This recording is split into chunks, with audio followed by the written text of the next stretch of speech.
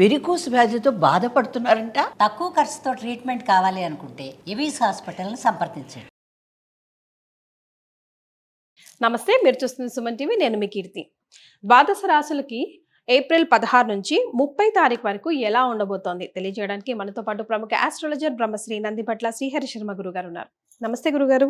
వాగర్థ విభ సంపృక్తౌ వాగర్థ ప్రతిపత్తయే జగతః పితరౌ వందే పార్వతీ పరమేశ్వరౌ ఆదిత్యాయ చ సోమాయ మంగళాయ బుధాయ చ గురు శుక్ర శనిభ్యశ్చ రాహవే కేతవే నమః. శృంగేరి జగద్గురు పీఠాధిపతులకి కంచి పీఠాధిపతులకి నమస్కారములు తెలియజేసుకుంటూ కార్యక్రమాన్ని ప్రారంభిద్దాం. ఏప్రిల్ నెలలో 16వ తారీఖు నుంచి 30వ తారీఖు వరకు ద్వాదశ రాశులలో జన్మించినటువంటి వారికి ఏ విధంగా ఉండబోతుందో తెలుసుకునే ప్రయత్నం చేద్దాం.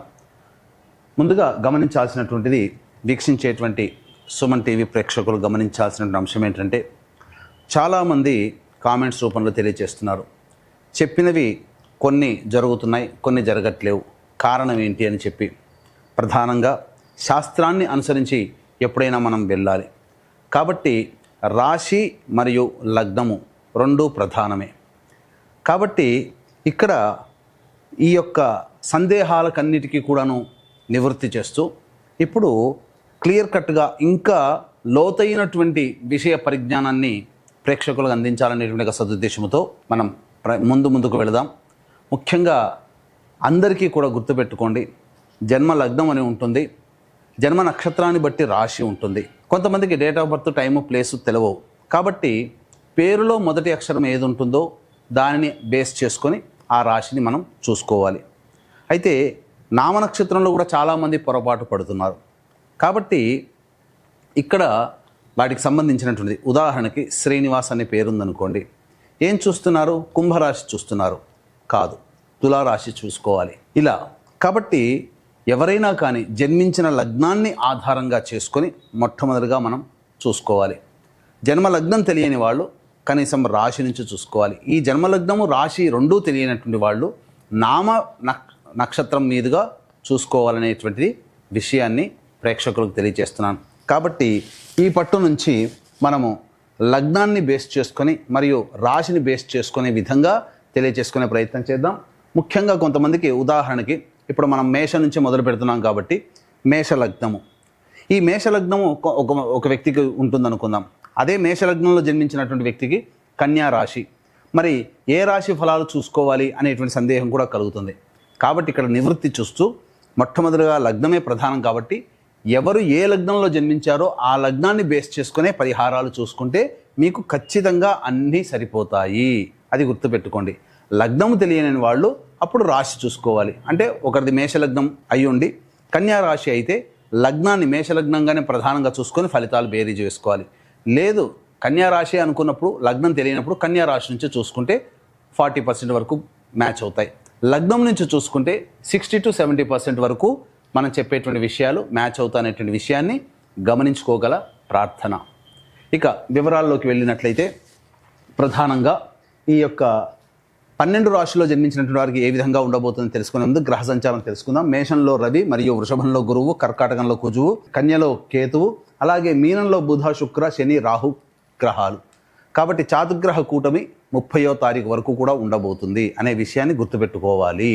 గురుగారు, మరి కన్యా రాశిలో జన్మించిన వారికి ఏప్రిల్ 16 నుంచి 30 తారీఖు వరకు ఎలా ఉంటుందండి? ద్వాదశ రాశి లేదా ద్వాదశ లగ్నాలలో భాగంగా కన్యా రాశి లేదా కన్యా లగ్నంలో జన్మించినటువంటి వ్యక్తులకి ఈ ఏప్రిల్ 16వ తారీఖు నుంచి 30వ తారీఖు వరకు ఏ విధంగా ఉండబోతుందో తెలుసుకునే ప్రయత్నం చేద్దాం. ముఖ్యంగా గమనించాల్సినటువంటి అంశం ఏంటంటే, ఉద్యోగంలో ఉన్నటువంటి వాళ్ళు మాత్రం జాగ్రత్తలు పాటించక తప్పదు.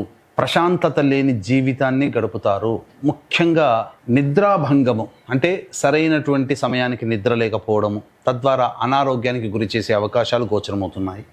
కాబట్టి జాగ్రత్తలు పాటించండి. అలాగే ముఖ్యంగా గమనించుకున్నట్లయితే చేస్తున్నటువంటి వృత్తి, ఉద్యోగము, వ్యాపారంలో ఉన్నటువంటి వాళ్ళు నష్టపోయే సంఘటనలు ఎక్కువగా ఉంటాయి. కాబట్టి జాగ్రత్తతో మీరు ఉద్యోగ బాధ్యతలు నిర్వహించండి. అనవసరమైనటువంటి వివాదాల జోలికి మాత్రము కన్యా రాశిలో జన్మించినటువంటి వాళ్ళు వెళ్ళకండి. వ్యాపార విస్తరణకి అలాగే కొత్త వ్యాపారాలు చేపట్టడానికి ఏమాత్రం అనుకూలము కాదు. నిరుద్యోగస్తులు బాగా కష్టపడాల్సిందే. మీరు ఊహించినంతగా ఉద్యోగం అంత తేలిగ్గా లభించదనే విషయాన్ని గమనించుకోవాలి. గ్రహాలన్నీ కూడా అనుకూలంగానే ఉన్నాయి, కానీ గ్రహరాజు అనుకూలంగా లేని కారణం చేత సాధారణమైనటువంటి పరిస్థితులు నెలకొని ఉంటాయి.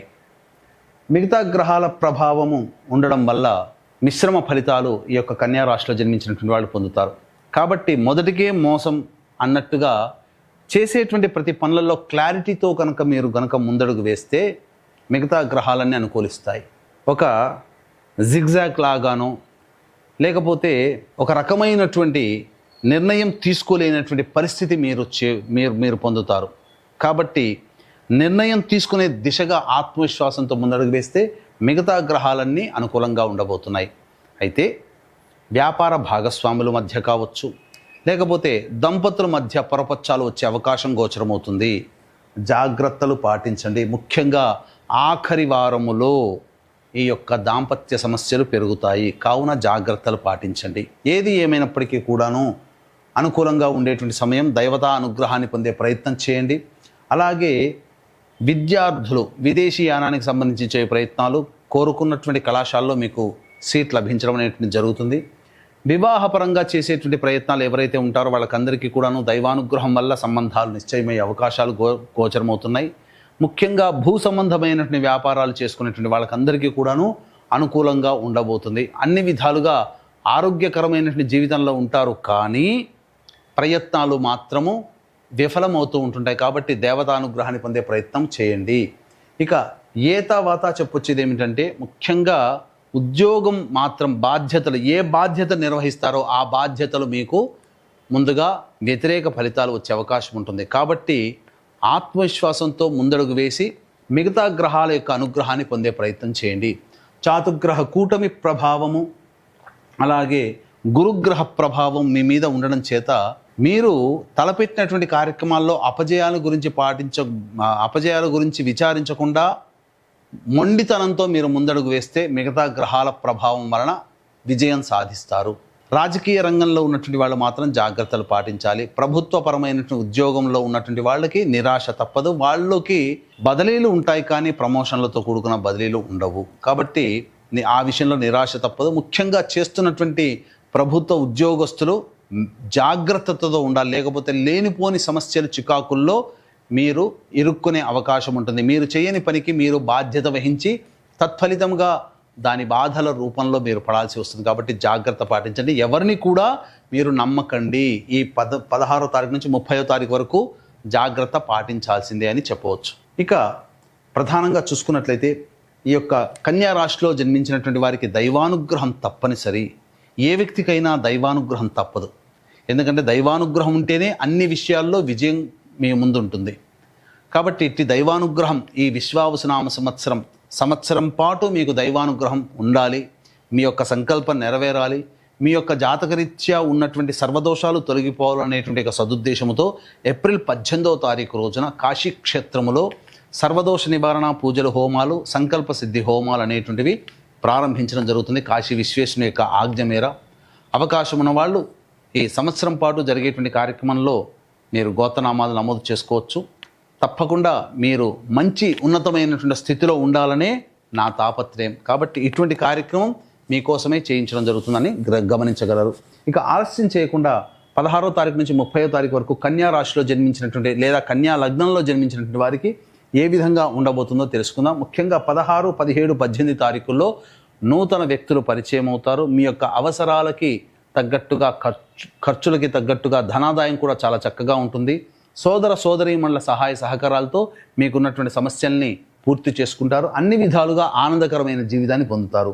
19, 20, 21, 22 ఈ తేదీలలో వాహన మరమ్మతులకి, వాహన ఖర్చులకి ఎక్కువగా ఖర్చులు పెడతారు. తల్లిగారి ఆరోగ్యం పట్ల శ్రద్ధ వహించాలి. వాహనాన్ని నడిపేటప్పుడు జాగ్రత్తలు పాటించాలి. వృధా ఖర్చులు, వృధా కాలయాపన ఈ 4 రోజుల్లో జరిగే అవకాశం ఉంటుంది. అన్నిటికంటే ముఖ్యంగా మీ ఆరోగ్యం పట్ల కూడాను శ్రద్ధ వహించాలి. ఇక 23, 24, 25, 26 తారీఖుల్లో ప్రధానంగా రాని బాకీలు వసూలు అవ్వడము, డబ్బులు చేతికి అందడము, అన్ని అవసరాలు తీరడము ఆనందదాయకంగా ఉంటుంది. ముఖ్యంగా జీవిత భాగస్వామి, వ్యాపార భాగస్వాముల మధ్య పొరపచ్చాలు వచ్చే అవకాశం ఉంది. కాబట్టి ఈ 4 రోజుల్లో జాగ్రత్తలు పాటించండి. 27, 28 మాత్రం కన్యా రాశి వారికి చాలా అత్యంత కీలకమైనటువంటి సమయము. ఇది ప్రధానముగా ఈ 2 రోజుల్లో మీరు నష్టాన్ని చవి చూసే అవకాశం ఉంటుంది. కాబట్టి ధనపరమైనటువంటి నిర్ణయాలు తీసుకోకపోవడము, వ్యాపారంలో అత్యంత జాగ్రత్తగా ఉండడము అనేటువంటిది 27, 28 తారీఖులో కన్యా లగ్నము లేదా కన్యా రాశిలో జన్మించినటువంటి వాళ్ళు తీసుకోవాలి. 29, 30 తారీఖుల్లో చికాకుతో కూడుకున్నటువంటి జీవన విధానము, సంతాన మూలకంగా ఖర్చులు, సమస్యలు, విభేదాలు పెరుగుతాయి. కాబట్టి అంత ఆనందదాయకంగా ఉండదు. అయినప్పటికీ కూడాను గురుబలం ఉన్నటువంటి కారణం చేత మంచి విజయాన్ని పొందుతారు. అలాగే ప్రధానంగా ఇతరుల వల్ల కొంత లాభపడే అవకాశం కూడా గోచరమవుతుంది. మరి కన్యా రాశిలో జన్మించిన మహిళల కోసం కూడా ఒకసారి తెలియజేస్తారా? ఈ కన్యా రాశిలో జన్మించినటువంటి మహిళలు ప్రధానంగా చూసుకున్నట్టయితే ప్రభుత్వ రంగంలో పనిచేస్తున్నటువంటి మహిళలు జాగ్రత్తలు పాటించాలి. అన్నిటికంటే మీకు గౌరవ మర్యాదలకి లోటు ఏమీ ఉండదు, కానీ మీ చేత ఎక్కువగా పని చేయించుకునే అవకాశాలు గోచరమవుతున్నాయి. కాబట్టి మొహమాటానికి పోకండి, మీరు వాస్తవ జీవితంలో ఉండండి. మీకు ఏది అనిపించినా అది వాస్తవం అనిపించినప్పుడు దాన్ని మీరు మొహమాటం లేకుండా చెప్పేయండి. కానీ మొహమాటానికి పోతే అనేక రకాలుగా సమస్యలు ఎదుర్కొంటారు. ముఖ్యంగా భూ సంబంధమైనటువంటి వ్యవహారాల్లో మీకు విజయం లభిస్తుంది. మీ పేరు మీద స్థిరాస్తులు నెలకొల్పుకునే అవకాశం గోచరమవుతుంది. అన్ని విధాలుగా ఇతరుల సహాయ సహకారాలతో ఈ యొక్క కన్యా లగ్నం లేదా కన్యా రాశిలో జన్మించినటువంటి మహిళలు పొందడం ద్వారా అన్ని విధాలుగా ఆనందదాయకంగా ఉంటుందని చెప్పవచ్చు.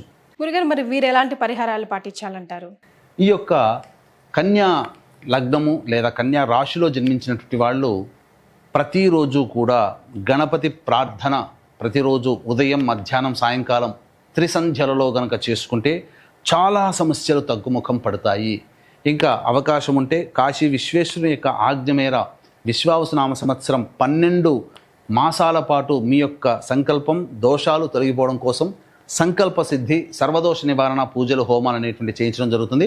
అవకాశం ఉంటే ఆ కార్యక్రమంలో నమోదు చేసుకునే ప్రయత్నం చేయండి. చాలా సంతోషం అండి, ధన్యవాదాలు. సర్వం శ్రీ ఉమామహేశ్వర పరబ్రహ్మార్పణమస్తు.